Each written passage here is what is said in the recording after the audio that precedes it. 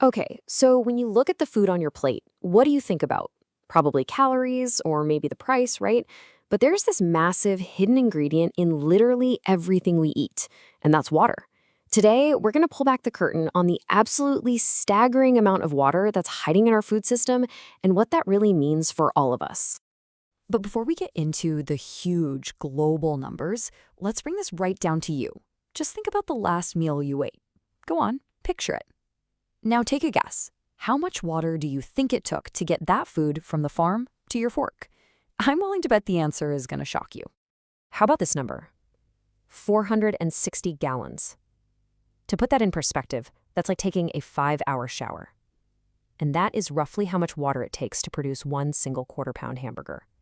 Now, we're not talking about the water you'd use to cook it. No, no. This is all the invisible water.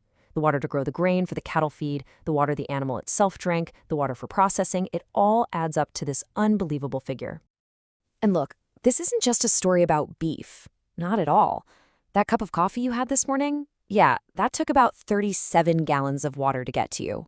That little handful of almonds you grabbed for a snack? Try around 120 gallons. This virtual water, as it's called, is the foundation of our entire food system.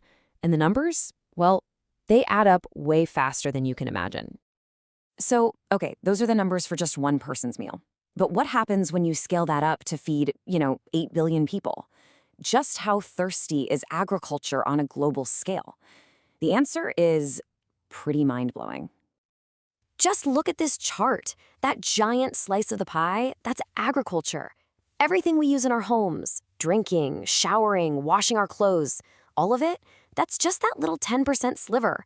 Industry takes about 20%, but farming? Farming consumes a colossal 70% of all the fresh water we use. Let me say that again, just so it really sinks in. For every 10 gallons of fresh water we pull from our rivers, our lakes, our underground aquifers, 7 of those gallons go straight into farming.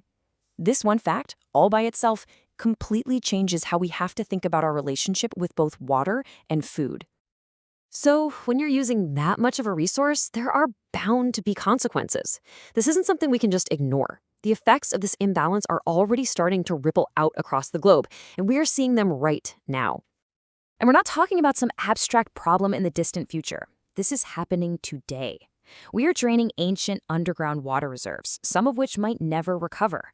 It means rivers are running dry, ecosystems are collapsing, and it's creating this incredible tension between farms, cities, and nature over a resource that, let's be honest, none of us can live without. If you risk the water, you risk the food supply. It's that simple.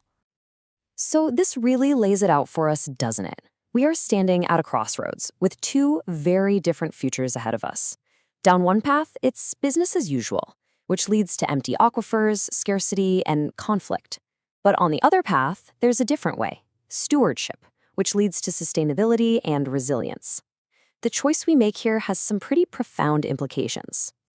But here is the genuinely good news. This is not some unsolvable crisis.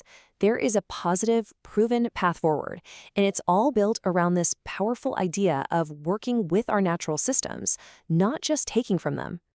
It's called agricultural water stewardship. Now, I know that sounds like a mouthful, but at its heart, the idea is really simple. It's about a huge mind shift. It's about stop seeing water as this infinite resource we can just consume and start treating it like a shared, precious asset that we all have to protect for everyone's benefit. So what does this look like in the real world? Well, it's about a few key things. First, using technology way smarter. Think switching from those big, wasteful sprinklers to drip irrigation that puts water right at the plant's roots. It's also about good old-fashioned agricultural wisdom, planting crops that actually fit the local climate instead of trying to force a thirsty crop to grow in a dry place. And finally, it's about protecting the sources themselves, keeping our rivers and groundwater clean and healthy.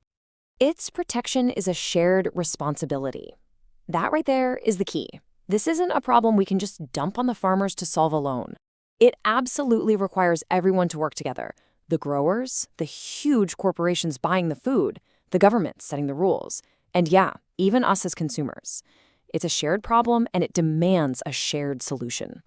So let's bring this all home. What does this all mean for the food on our plates tomorrow and for the kind of world we're building for the future? When it comes right down to it, You cannot have a secure food system without a secure water system. The two are completely, fundamentally intertwined. You just can't have one without the other. And honestly, just recognizing that connection is the first and most important step we can take. So we've seen the hidden costs, we've seen the real-world consequences, and we've seen that there are solutions.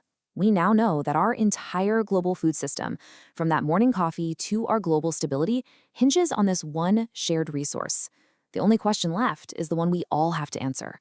How will we choose to value it?